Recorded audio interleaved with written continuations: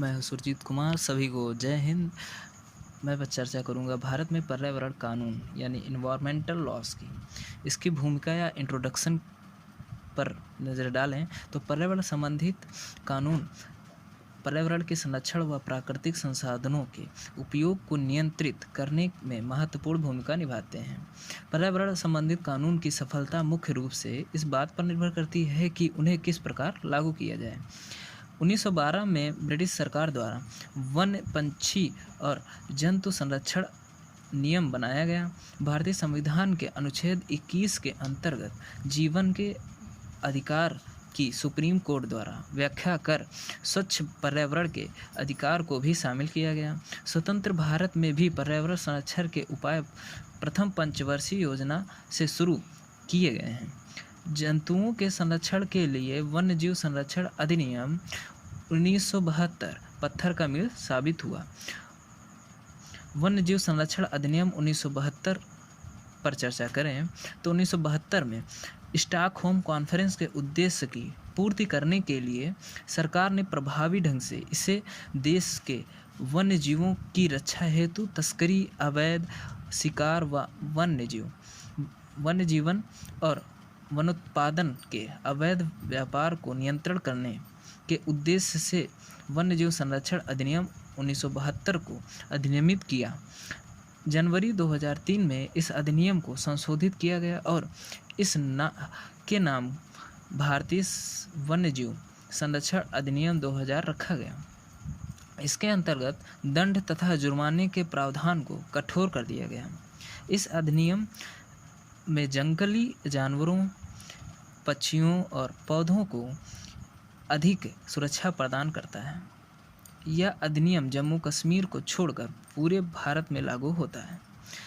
इस कानून में राज्य वन्यजीव सलाहकार बोर्ड जंगली पशुओं और पक्षियों को शिकार करने पर नियंत्रण, वन्य जीवन में समृद्ध अभयारण्यों एवं नेशनल पार्कों की स्थापना, जंगली पशुओं के व्यापार पर नियंत्रण तथा पशु उत्पादों और कानून के उल्लंघन पर कानूनी सजा का प्रावधान है।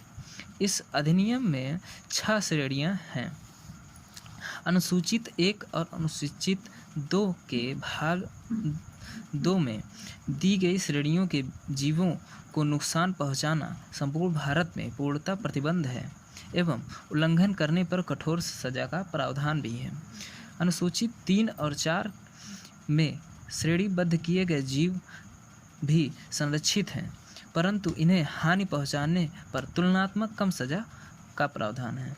अनुसूचित 5 में दिए गए जीव का शिकार किया जा सकता है। अनुसूचित 6 में श्रेणीबद्ध किए गए पौधों के कृषिगत उपयोग एवं वाणिज्यीकरण पर प्रतिबंध लगाया गया है। इसी अनुसूची के तहत ही अधिकारियों को शिकार के संबंध में अपराध निर्धारित कर सजा देने और जुर्माना लगाने की शक्ति दी गई है।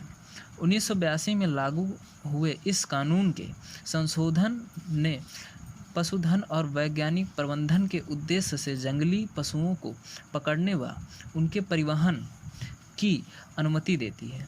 वन्यजीव संरक्षण अधिनियम 2002 का संशोधन और भी सख्त है।